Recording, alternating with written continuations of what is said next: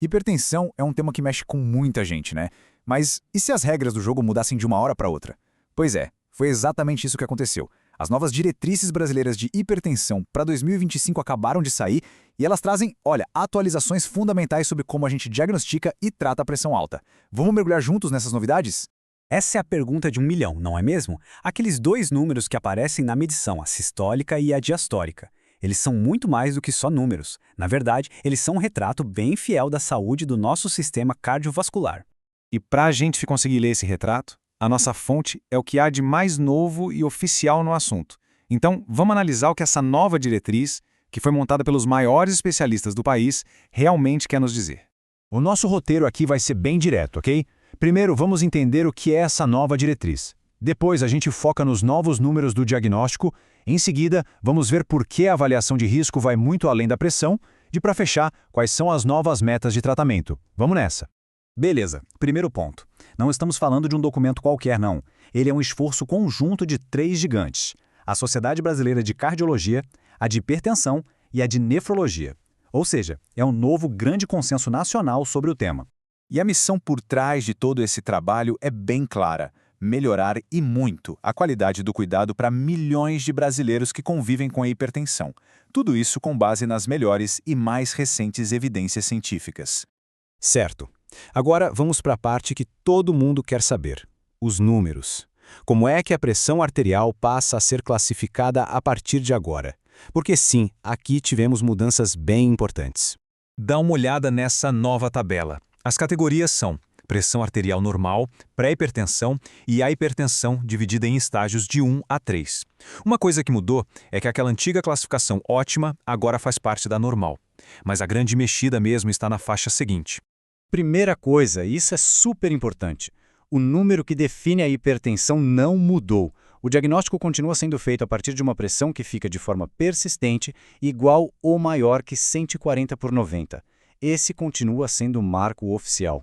Agora, atenção, porque aqui vem a grande virada da diretriz. A categoria de pré-hipertensão ficou bem maior. Antes, uma pressão de 125/82, por exemplo, era considerada normal. Agora não. Qualquer valor entre 120 e 139 na máxima, ou 80 e 89 na mínima, já acende o alerta de pré-hipertensão. Tá, mas por que mudar isso, né? A lógica por trás é bem inteligente, na verdade. É identificar quem está em risco mais cedo. A ideia é soar um alarme para que a pessoa comece a fazer mudanças no estilo de vida antes que a hipertensão vire um problema de fato. É uma pasta forte na prevenção. Beleza, os números estão na mesa, mas como a própria diretriz faz questão de reforçar, olhar só para a pressão arterial é como ver só uma pecinha do quebra-cabeça. É essencial avaliar o risco cardiovascular como um todo. É isso mesmo. A pressão alta, sabe, ela quase nunca anda sozinha. Ela geralmente faz parte de um contexto muito maior que envolve vários outros fatores de risco. E é aí que entra um conceito-chave, a tal da estratificação de risco. Basicamente, é um processo para calcular a probabilidade de acontecer um evento cardiovascular sério, tipo um infarto ou um AVC, olhando não só para a pressão, mas para vários outros fatores juntos. E para ajudar a fazer essa conta, a diretriz agora aponta para uma ferramenta específica, o Score Prevent. Pensa nele como uma calculadora de risco, que ajuda a estimar essa probabilidade de um jeito mais preciso e totalmente personalizado. E o que entra nessa conta? Bom, basicamente tudo, desde o histórico da família, os hábitos do dia a dia como alimentação e exercícios, até exames de sangue para ver colesterol e glicemia, e claro, se existem outras doenças. É uma visão 360 graus da saúde da pessoa.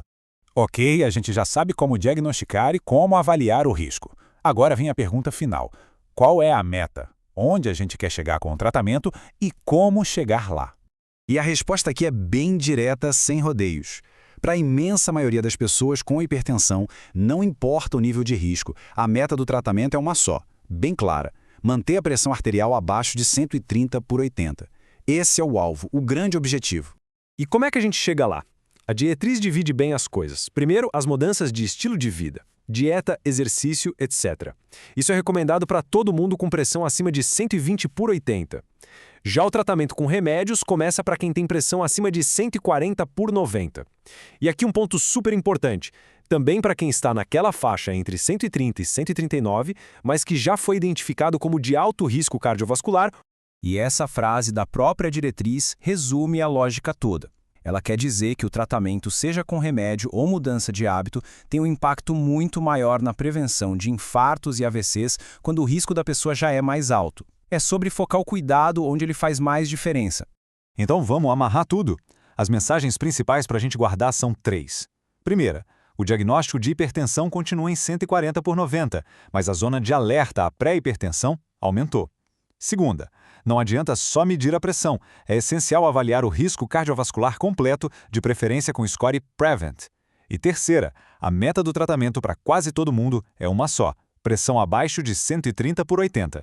E no fim fica a reflexão.